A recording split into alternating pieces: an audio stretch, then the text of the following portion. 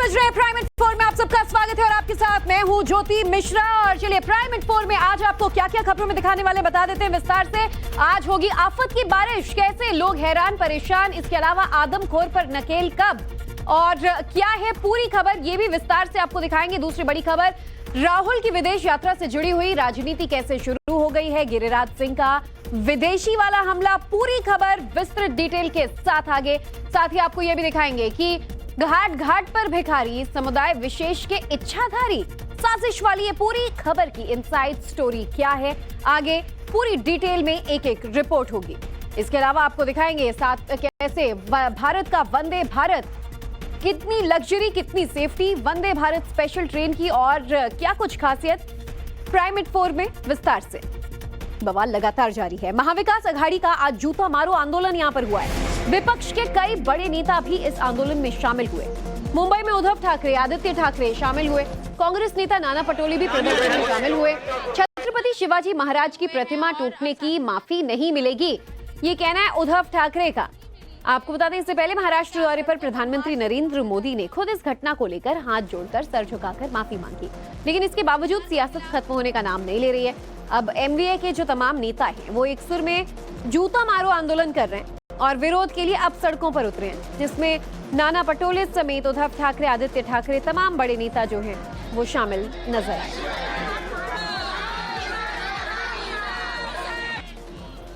मुंबई में उद्धव ठाकरे की शिवसेना के महिला कार्यकर्ताओं ने भी विरोध प्रदर्शन किया। छत्रपति शिवाजी महाराज की प्रतिमा टूटने पर यह प्रदर्शन लगातार जारी है। कार्यकर्ताओं ने महाराष्ट्र सरकार से माफी की मांग की है और कैसे महिलाएं भी आंदोलनरत रहीं, ये तस्वीरें आपको हम दिखा रहे हैं मुंबई की, जहां पर यूबीटी शिवसेना की जो महिला कार्यकर्ताएं हैं वो बैनर पोस्टर लेकर माफी मांगने की मांग के साथ सड़कों पर विरोध प्रदर्शन करती नजर आई।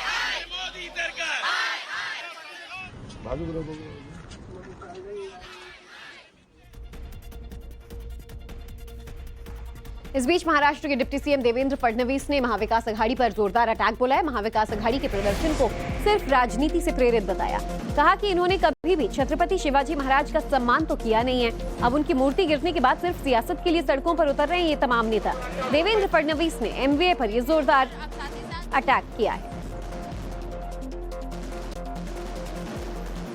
आपको बता दें यूबीटी शिवसेना के तमाम कार्यकर्ता सड़कों पर विरोध प्रदर्शन के लिए उतरे। ऐसे में देवेंद्र फडणवीस ने क्या कहा आपको सुनवाते हैं। ये जो आज आंदोलन हो रहा है पूरे तरीके से राजनीतिक आंदोलन है।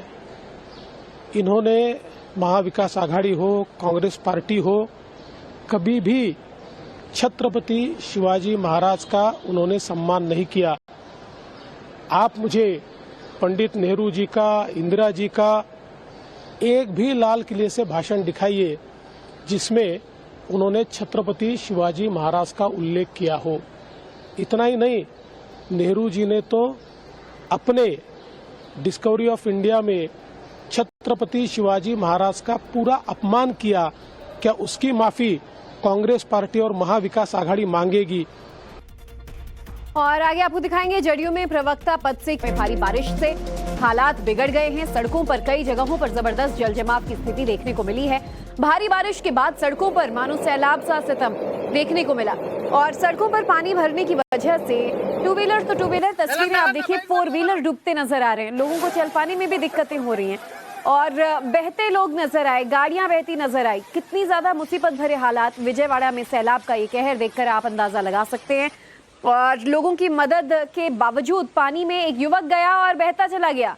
तस्वीरें देखिए ये विजयवाड़ा की। आंध्र प्रदेश में लगातार हुई बारिश के बाद पूरा इलाका जलमग्न है और हर तरफ तस्वीरें आप देखिए कि किस तरीके से बड़ी बड़ी बसें जो हैं वो भी आपको पानी में डूबी हुई नजर आएंगी। लोगों के रोजमर्रा का जो कामकाज है वो पूरी तरह से ठप यहाँ पर नजर आ रहा है। विजयवाड़ा की तस्वीर आपको दिखा रहे हैं। सैलाब का कहर इस कदर कि लोगों की मदद के बावजूद एक शख्स पानी में यहां पर बहता नजर आया और भारी बारिश जल भराव से इलाके के लोग सहम गए। ये तस्वीर आप देखिए कि जिन लोगों को वार्निंग पहले ही जारी कर दी गई थी मौसम विभाग द्वारा, उसके बावजूद एक शख्स सैलाब को पार करने की कोशिश कर रहा था, लेकिन जल प्रलय ऐसा, पानी का वेग इतना ज्यादा कि वो खुद को रोक नहीं पाया और बैलेंस खो जाने की वजह से खुद भी पानी में बहा और उसको बचा रहा, पीछे से एक शख्स भी पानी में बहता चला गया। और विजयवाड़ा में पुलिचिंतला बांध भी पूरी तरीके से ओवरफ्लो हो रहा है। भारी बारिश की वजह से डैम का जलस्तर काफी ज्यादा बढ़ गया है। तस्वीरों को देखकर आप समझ सकते हैं कि बांध के लगभग ऊपर तक पानी का जो लेवल है वो पहुंच चुका है। बांध के ओवरफ्लो होने से निचले इलाकों में अब पानी भरने का संकट और ज्यादा गहरा गया है, जिसकी वजह से बाढ़ के हालात पूरे विजयवाड़ा में देखने को मिल रहे हैं। मूसलाधार बारिश की वजह से विजयवाड़ा का हाल बेहाल हो चुका है। और ये तस्वीर भी हम आपको दिखा रहे हैं पुलिचिंतला बांध की। आप देखिए बांध में पानी का जो लेवल है वो कितने ऊपर तक पहुंच गया है, जिसकी वजह से निचले इलाकों में जो खतरा है वो ज्यादा बढ़ गया है। और विजयवाड़ा की तस्वीरें आपने देखी, लेकिन हैदराबाद में भी हालात बहुत ज्यादा बदतर हो गए हैं। भारी बारिश की वजह से हालात इतने ज्यादा बिगड़ गए कि हैदराबाद का मशहूर हुसैन सागर झील का जल स्तर अब तक के सबसे ज्यादा रिकॉर्ड लेवल पर पाया गया है। और भारी बारिश के चलते झील से बाहर पानी आ गया है। तो आपको बता दें, हुसैन सागर लेक जो हैदराबाद की पहचान है, वहां पर भी जल स्तर जो है वो इतना ज्यादा बढ़ गया कि पानी अब झील से बाहर आकर ओवरफ्लो होने लगा है। हैदराबाद में लगातार नॉनस्टॉप मूसलाधार बारिश हुई है और अब बारिश का कहर देखिए।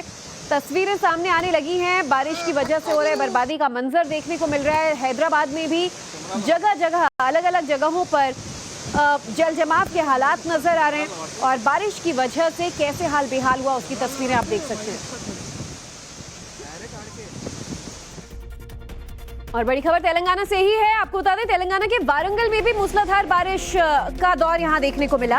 अंडरपास और सड़कें पानी में डूबी नजर आई। लोगों से घरों में रहने की अपील की जा रही है और तस्वीरें आप देखकर सहज ही अंदाजा लगा सकते हैं कि बारिश यहां पर कितना ज्यादा विनाशकारी साबित हो सकती है। आपको इससे पहले आंध्र प्रदेश के विजयवाड़ा की तस्वीर दिखाई, तेलंगाना के राजधानी हैदराबाद के हालात आपने देखे और तेलंगाना का एक और डिस्ट्रिक्ट वारंगल पूरी तरह पानी में समाया नजर आया। लगातार हो रहे बारिश की वजह से हर तरफ हाहाकार है। सड़कें जलमग्न हैं, शहर पानी में डूबा हुआ है, आवाजाही ठप है और जो लोग जान जोखिम में डालकर पानी में से गुजर रहे हैं उनको इस तरीके की दिक्कतों का सामना भी करना पड़ रहा है कि कई लोग बहते नजर आ रहे हैं, कहीं गाड़ियां ब्लॉक हो जा रही हैं, कहीं गाड़ियां खराब हो जा रही हैं। बहरहाल हर तरफ पूरा शहर जो है वो पानी में डूबा नजर आ रहा है। तेलंगाना के हालात आपको दिखाए, लेकिन सिर्फ तेलंगाना ही नहीं, गुजरात भी पानी पानी है। कच्छ का सबसे बुरा हाल है। सड़कों पर 5 फीट से ज्यादा पानी भर चुका है और कई गांव का तो संपर्क ही आपस में टूट गया। वहां के हालात क्या हैं, आपको एक रिपोर्ट के जरिए समझाते हैं। पहले गुजरात के कच्छ में नारायण सरोवर वाले रास्ते में भी सैलाबी आफत का कहर है। करीब 5 फीट से ज्यादा पानी रास्ते में भरा हुआ है। ये सड़क 10 से 12 गांव को जोड़ती है। बीते दिनों हुई भारी बारिश का असर अभी भी यहाँ के ग्रामीण और निचले इलाकों पर साफ तौर पर दिखाई देता है। जो शहरी इलाके हैं वहां पर तो बारिश ना होने के चलते इस वक्त पानी उतर रहा है, लेकिन ये जो इलाके हैं, जो निचले इलाके हैं, वहां पर स्थिति लगातार गंभीर दिखती है। मैं नारायण सरोवर वाले रास्ते पर हूं, ये कच्छ जिले में पड़ता है और ये इस वक्त कैसे ये बाढ़ और बारिश की मार झेल रहा है, ये तस्वीर आपके सामने। मैं थोड़ा सा आगे जाकर आपको दिखाने की कोशिश करता हूं कि ये जो मुख्य सड़क है जो नारायण सरोवर को जोड़ती है, ये कैसे पानी में डूबी हुई है और यहाँ के लोग कितनी मुश्किलों का सामना कर रहे हैं।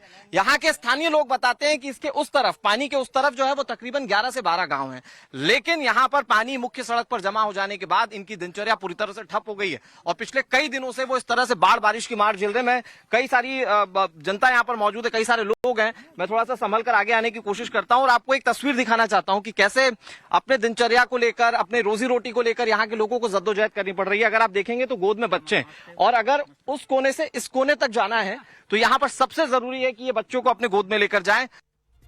कच्छ के हालात आपने देखे, जगह जगह जल भराव के हालात हैं। वहीं आंध्र प्रदेश से इस बीच एक बड़ी खबर आपको बता दें, आंध्र प्रदेश के एनटीआर में भी बारिश की वजह से बुरा हाल हो रहा है। मूसलाधार बारिश के चलते नदी नाले उफान पर हैं और एनडीआरएफ को 20 लोगों का यहाँ रेस्क्यू करना पड़ा। तस्वीरें आपको दिखा रहे हैं एनटीआर डिस्ट्रिक्ट की। आप देखिए यहाँ पर कैसे लोग फंस गए, तो एनडीआरएफ की टीम मदद के लिए पहुंची है। लगातार दक्षिण से लेकर पश्चिम तक हर तरफ बारिश ही बारिश का दौर है और ऐसे में ये आंध्र प्रदेश के हालात आप देखेंगे तो सहम जाएंगे कि लोग बारिश में इस कदर फंस रहे हैं कि उनकी जान पर मुसीबत बना रही है। लोगों को सुरक्षित बचाने के लिए एनडीआरएफ को मोर्चा संभालना पड़ रहा है और ये तस्वीर आप देखिए कि रेस्क्यू बोट के सहारे एनडीआरएफ ने बारिश में फंसे लोगों को बचाया। 20 लोगों का रेस्क्यू किया। रस्सी के सहारे पहले तो इन्हें सपोर्ट दिया गया और इसके बाद इन्हें कैसे रेस्क्यू किया गया। वहीं राजस्थान से इस बीच एक बड़ी खबर आपको बता दें, जयपुर में बारिश के बाद बुरा हाल हो गया है। कॉलोनियों में पानी इतना ज्यादा भर गया है, सीवर का गंदा पानी अब पानी में मिलकर हर तरफ ओवरफ्लो होने लगा है, जिसकी वजह से गुस्साए लोगों ने जमकर प्रदर्शन किया। ये तस्वीरें आप देखिए जयपुर की, जोधपुर की तस्वीर आपको हम दिखा रहे हैं, माफ कीजिएगा। यहाँ पर भी जिस तरीके से तस्वीर सामने आई है, बताया जा रहा है कि कॉलोनियों में पानी भर गया और सीवर का गंदा पानी जो है वो लोगों के घरों में पहुंचने लगा। बारिश के पानी के साथ साथ सीवर का पानी जब फैला है तो लोगों को इतनी ज्यादा दिक्कतें हुई हैं। प्रशासन के खिलाफ नाराजगी साफ देखने को मिल रही है और नाकामी पूरी तरीके से प्रशासन की कि किस तरीके से बरसात में कोई तैयारियां नहीं की गई। और सितंबर का महीना शुरू हो गया, उसके बावजूद बारिश के इस दौर में देखिए व्यवस्थाएं अब भी यहाँ पर किस तरीके से खराब नजर आ रही हैं। वहीं बात वाराणसी की कर लेते हैं तो वहां भी गंगा नदी उफान पर है। घाटों पर जाने से अब लोगों को रोक लगा दी गई है और गंगा नदी के पास जो आरती स्थल है वो जगह भी बदल दी गई है।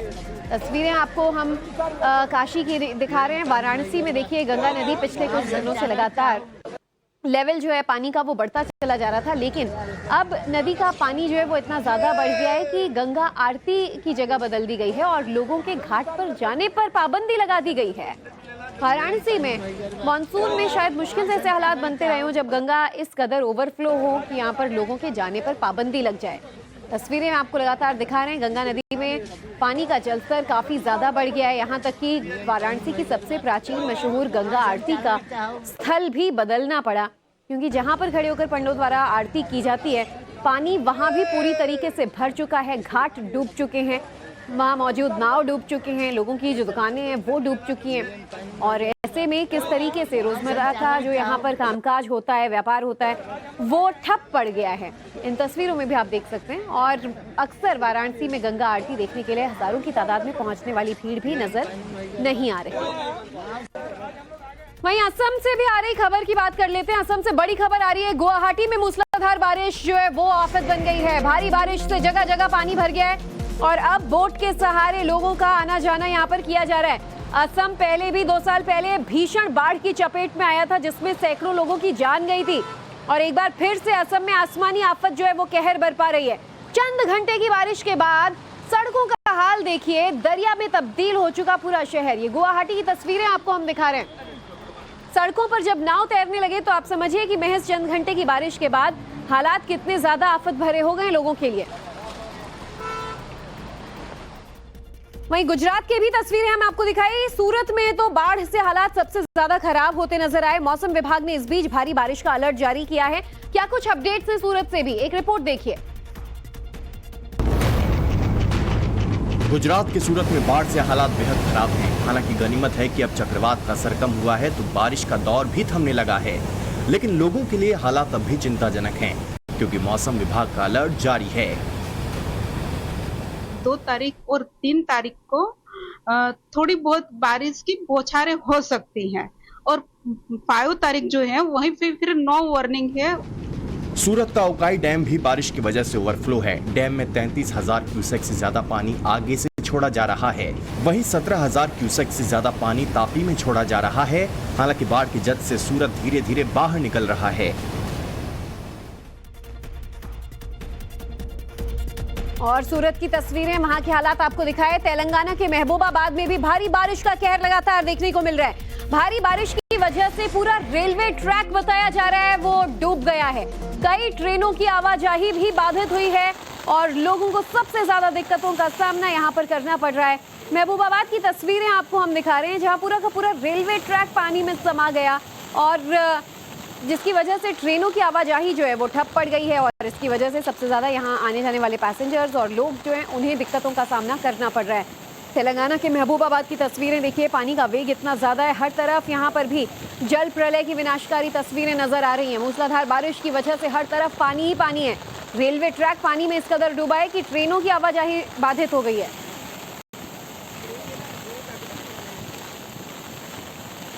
खौफ में नकाही गांव के लोग बीती रात भेड़िए ने 8 साल के मासूम पर अटैक किया। भेड़िए ने रात के वक्त घर में घुसकर हमला किया था। बताया जा रहा है कि नकाही के बाद अब दरहिया गांव में भी भेड़िए का हमला हुआ है। भेड़िए के हमले में 55 वर्षीय एक शख्स बुरी तरह से जख्मी हो गए हैं। और आदमखोर भेड़िए ने कैसे दबे पांव नकाही गांव पर हमला किया, उसकी तस्वीरें भी हम आपको दिखा रहे हैं। उत्तर प्रदेश का बहराइच आजकल भेड़िए के खौफ में जीने को मजबूर है और पिछले 1.5 महीने से भी ज्यादा का वक्त हो गया है जब यहाँ भेड़ियों के खौफ के साए में लोग जागने को मजबूर हैं। दिन रात की नींद उनकी उड़ी हुई है कि कब तक तमाम भेड़ियों को पकड़ा जाएगा। बहरहाल वन विभाग की टीम द्वारा दावे रोज किए जा रहे हैं। इसके बावजूद 2 भेड़िए अभी भी बताया जा रहा है जो खुला घूम रहे हैं।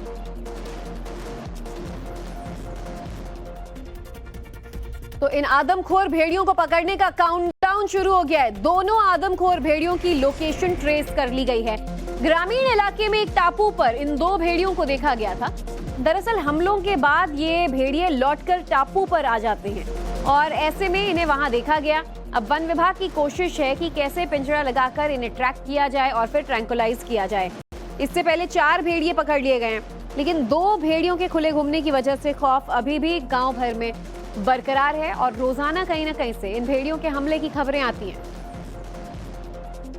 अभी हमारी पूरी टीम डीएफओ सर के गाइडेंस में सारी टीम यहाँ उपस्थित होने वाली है और ड्रोन चला के डिटेक्ट भी हुआ है कि ये जो एक टापू आप लोगों को कई दिनों से रिपोर्टिंग कर रहे हैं, पता है, टापू पे डिटेक्ट हुआ है, वहीं पे ऑपरेशन चलाया जाएगा। तो क्या सिंगल डिटेक्ट हुआ था या दोनों ट्रेस हुए थे? दोनों ट्रेस हुए थे, तो में भी पॉसिबिलिटी है कि आज या कल में हमारे डीएफओ सर बहुत जी जान से पूरी टीम लगी हुई, CCF madam, CF sir continue रात में भी गश्त कर रहे थे, तो सारे लोग लगे हुए हैं, आज या कल में पकड़ा जाएगा।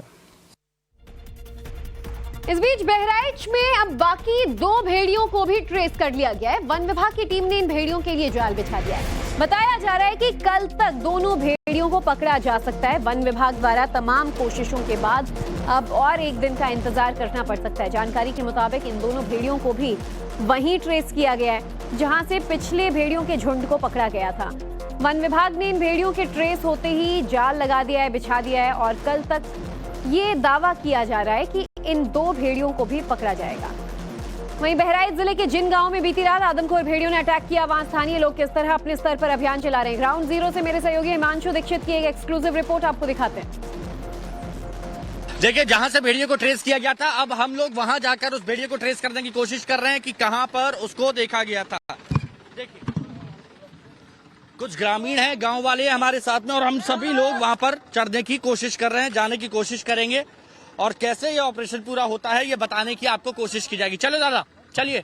देखिए कैसे ये ऑपरेशन पूरा अंजाम दिया जाएगा। यहाँ पर आप देखिए कि बहुत से मीडिया मित्र भी सब लोग साथ में हैं और उस जगह पर पहुंचने की कोशिश की जाएगी जहां पर भेड़िए को ट्रेस किया गया था और वहां पर जाकर उस भेड़िए को पकड़ा जाएगा। जैसे आप ग्रामीण देख रहे हैं हाथों में ये लाठी लेकर, ये देखिए ये बांस और ये सब लाठी लेकर ये सब लोग उस जगह पर जा रहे हैं जहां पर भेड़िए की लोकेशन देखी गई थी और अब उसी जगह पर जाकर हम आपको दिखाने की कोशिश करेंगे कि भेड़िए को कैसे जो गांव वाले हैं अपने हिसाब से ऑपरेशन करते हैं, रेस्क्यू करते हैं। तो आइए सीधे चलते हैं वहां। बहराइच से ये डायरेक्ट रिपोर्ट आपको हमने दिखाई। इस बीच यूपी के रामपुर से एक बड़ा अपडेट आपको बता दें, रामपुर में तेंदुआ पकड़ा गया है। वन विभाग की टीम ने कड़ी मशक्कत के बाद यहाँ घूम रहे तेंदुए को पकड़ लिया है। जौहर यूनिवर्सिटी के पास से तेंदुए को कब्जे में लिया गया। शहरी इलाके में तेंदुए को देखे जाने से यहाँ पर भी लोगों में काफी ज्यादा दहशत का माहौल था। तेंदुए के हमले से डरे लोग बच्चों को घरों से बाहर नहीं निकलने दे रहे थे। जौहर यूनिवर्सिटी के पास इस तेंदुए को वन विभाग ने ट्रैप किया। ये तस्वीरें भी आपको दिखा रहे हैं उत्तर प्रदेश के रामपुर की।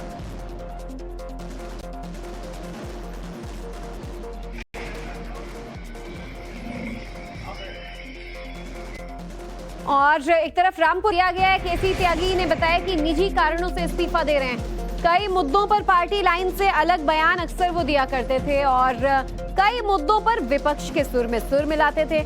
त्यागी की बयानबाजी से एनडीए में मतभेद की बातें सामने आती थी, जिसके बाद बड़ी खबर यह है कि जदयू के राष्ट्रीय प्रवक्ता पद से ही केसी त्यागी ने इस्तीफा दे दिया है। वरिष्ठ नेता जदयू के हमेशा से रहे हैं और केसी त्यागी के इस्तीफे के बाद उनकी जगह राजीव रंजन को पार्टी की जिम्मेदारी दे दी गई है। केसी त्यागी जी ने अपने व्यस्तता के कारण प्रवक्ता पद से इस्तीफा दिया है। उन्होंने माननीय मुख्यमंत्री और राष्ट्रीय अध्यक्ष जी को पत्र लिखा है और बात भी किया है कि उनका पास समय की कमी है। तो जदयू में नए प्रवक्ता की जिम्मेदारी राजीव रंजन प्रसाद को दे दी गई है। जदयू ने राजीव रंजन प्रसाद को प्रवक्ता पद की जिम्मेदारी सौंप दी है। पार्टी ने एक सर्कुलर जारी कर नए प्रवक्ता का ऐलान कर दिया है और अब केसी त्यागी की जगह राजीव रंजन प्रवक्ता पद संभालेंगे। राष्ट्रीय प्रवक्ता का पद अब राजीव रंजन के पास होगा। निजी कारणों का हवाला भले ही केसी त्यागी ने दिया हो, लेकिन कई तरह के आरोप जो हैं वो लग रहे थे कि पार्टी विरोधी बयान या फिर विपक्ष के सुर में सुर मिलाते थे और इसीलिए पार्टी से छुट्टी की गई। देखिए, उन्होंने निजी और व्यक्तिगत कारणों से इस्तीफा दिया है। पार्टी के वरिष्ठ नेता हैं और पार्टी के साथ हैं। जहाँ तक हमारी नियुक्ति का सवाल है तो पार्टी ने पूर्व में भी जो भी जवाबदेही दी है उसको ईमानदारी के साथ मैंने पूरा करने का काम किया है। मैं आभारी हूँ बिहार के लोकप्रिय मुख्यमंत्री और पार्टी के राष्ट्रीय अध्यक्ष, हम लोगों के अभिभावक आदरणीय श्री नीतीश कुमार जी के प्रति और पार्टी के राष्ट्रीय कार्यवाहक अध्यक्ष संजय झा जी। निसंदेह जो पार्टी की अपेक्षाएं हैं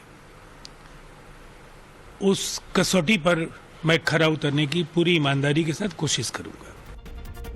आरजेडी के पूर्व नेता श्याम रजक जदयू में शामिल हो गए हैं। 22 अगस्त को आरजेडी से इस्तीफा दे दिया था और दोबारा जेडीयू में शामिल हुए हैं श्याम रजक। बिहार के पूर्व मंत्री भी रह चुके हैं श्याम रजक और पार्टी से कई मुद्दों पर मतभेदों के बीच, नाराजगी के बीच इस्तीफा देते हुए आरजेडी के पूर्व नेता श्याम रजक अब जदयू में शामिल हो गए। 22 अगस्त को यानी कि अब से कुछ दिन पहले श्याम रजक ने आरजेडी से इस्तीफा दे दिया था और एक बार फिर से जदयू का दामन थाम लिया है।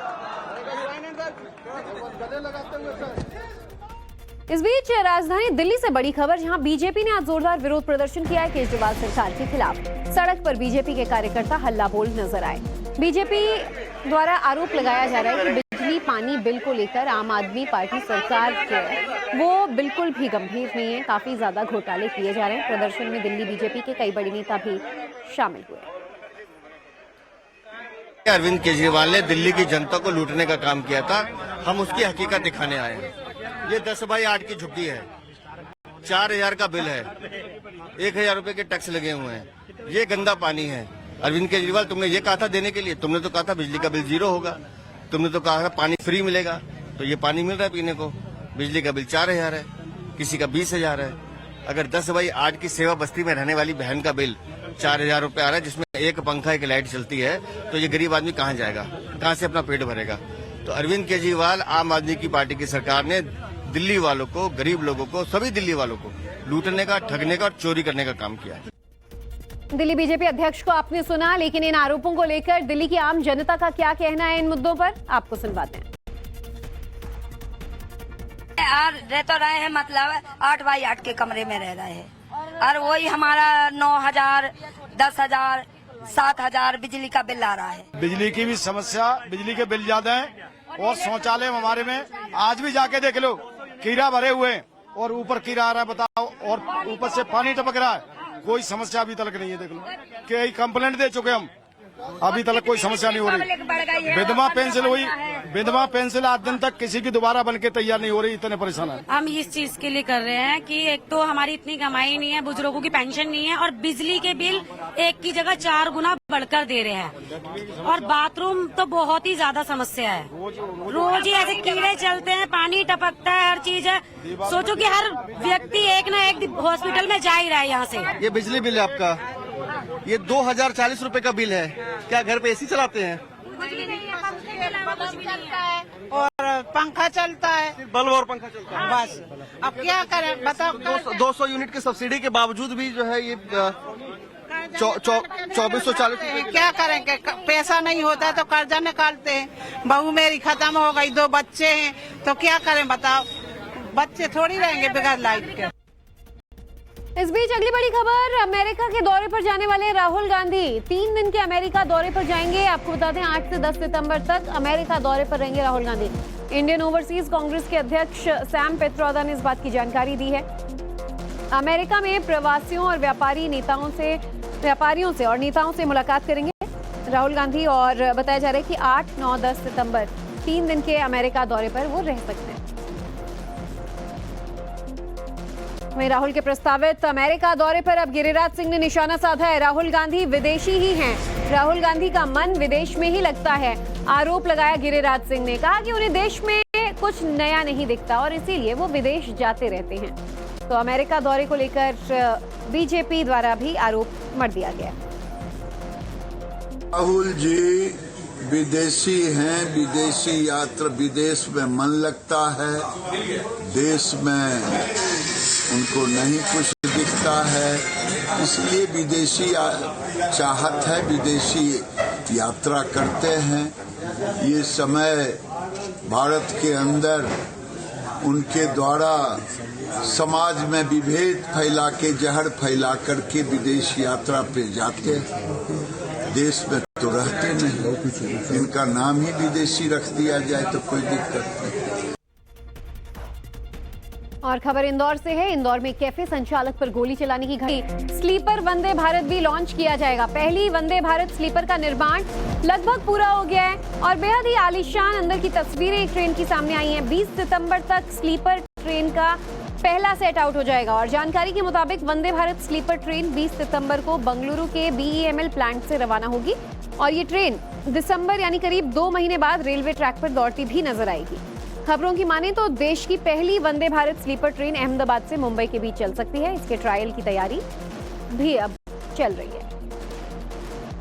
तो ये तस्वीरें भी आपको लगातार दिखा रहे हैं। वंदे भारत स्लीपर ट्रेन के लॉन्च होने से पहले रेल मंत्री अश्विनी वैष्णव ने इसमें बैठकर सफर भी किया। अश्विनी वैष्णव ने बंगलुरु में वंदे भारत स्लीपर कोच का निरीक्षण करने के बाद कहा कि वंदे चेयर कार, वंदे स्लीपर, वंदे मेट्रो और अमृत भारत जैसी 4 ट्रेनों को आधुनिक तकनीकों से लैस किया गया है। पैसेंजर्स की सेफ्टी के साथ साथ लोको पायलट और अटेंडेंस की सुविधाओं का भी ध्यान रखा गया है और इन सभी ट्रेनों को नए तरीके से डिजाइन किया गया है। केंद्रीय मंत्री ने कहा कि Vande Bharat train middle class की सवारी है, इसीलिए उसका किराया भी राजधानी के साथ बेंचमार्क किया जाएगा।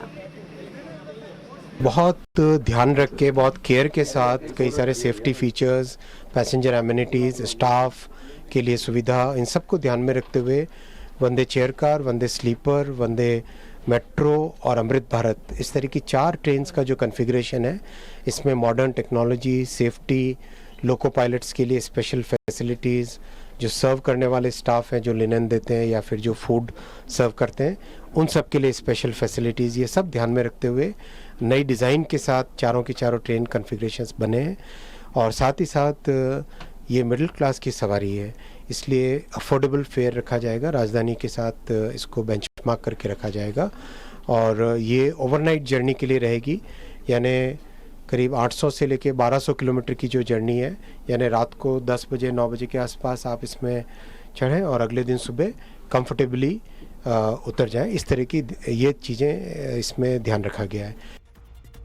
और नए वंदे भारत की क्या नए फीचर्स हैं, चलिए ये भी आपको ग्राफिक्स से समझा देते हैं। अगर आप अगली बार इन वंदे भारत में ट्रैवल करेंगे तो आप देख पाएंगे कि इसकी रफ्तार 130 किलोमीटर प्रति घंटे की होगी। राजधानी के मुकाबले ये ज्यादा बेहतर स्पीड दे पाएगी। थर्ड एसी के 11 कोचेस इसमें होंगे और सेकंड एसी के 4, तो फर्स्ट एसी का 1 कोच इस स्लीपर ट्रेन में होगा। ट्रेन में वर्ल्ड क्लास की फैसिलिटीज होंगी, ऑटोमेटिक गेट और मॉडर्न कम्युनिकेशन दरवाजे होंगे। USB चार्जिंग पोर्ट के साथ साथ इंटीग्रेटेड लाइटिंग सिस्टम भी नए वंदे भारत स्लीपर में आपको देखने के लिए मिलेगी। वहीं स्लीपर की सभी बर्थ में एक्स्ट्रा कुशनिंग की गई है। ऊपर के बर्थ पर चढ़ने के लिए बेहतर सीढ़ियां बनाई गई हैं और दिव्यांगजनों के लिए खास तौर पर एक बर्थ और टॉयलेट्स की व्यवस्था की गई है। वहीं विजुअल इंफॉर्मेशन सिस्टम भी इसमें मौजूद होगा। AC फर्स्ट क्लास में गर्म पानी से नहाने की सुविधा भी होगी। तो सोचिए, अगर आप इस ट्रेन में ट्रैवल कर रहे हैं तो आपको एक अनोखा एक्सपीरियंस जरूर हो सकता है। वहीं वंदे भारत के वर्ल्ड क्लास इंटीरियर और आधुनिक फैसिलिटी का हमारी संवाददाता भावना किशोर ने भी जायजा लिया। आपको ये रिपोर्ट दिखाते हैं। इस वक्त हम वंदे भारत स्लीपर एक्सप्रेस में मौजूद हैं, जो जल्दी ही आपको बता दें पटरियों पर दौड़ते हुए नजर आएगी। इस वक्त हम आपको एक्सक्लूसिव तस्वीरें दिखा रहे हैं कि इस बार जो वंदे भारत स्लीपर बनकर तैयार हुई है वो कैसे अलग है वंदे भारत चेयर कार से। आप ये देखिए कि किस तरह से, अगर अंदर बात करें तो पेंट्री की व्यवस्था होगी।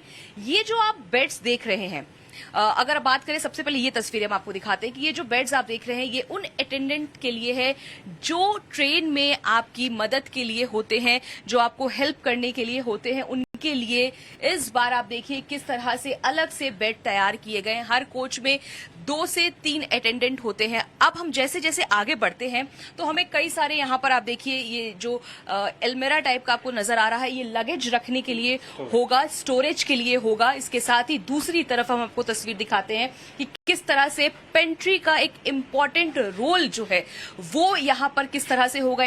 अगर बात करें वंदे भारत स्लीपर में, सर जरा हमें बताइए कि पेंट्री किस तरह से अलग है और ट्रेनों से, और इसमें क्या क्या नई चीजें हैं। इस वंदे भारत स्लीपर कार में जो है बहुत सारे इक्विपमेंट्स प्रोवाइड किया गया है पैसेंजर्स की सुविधा के लिए। आप जैसे देख सकते हैं यहाँ पे आइए, देखिए यहाँ पे ओवन प्रोवाइड किया गया है। यहाँ पे जो भी फूड सप्लाई होगा यहाँ पे हीट करके पैसेंजर्स को डिस्ट्रीब्यूशन पे के लिए जो भी चाहिए, ये हॉट ओवन है पूरा।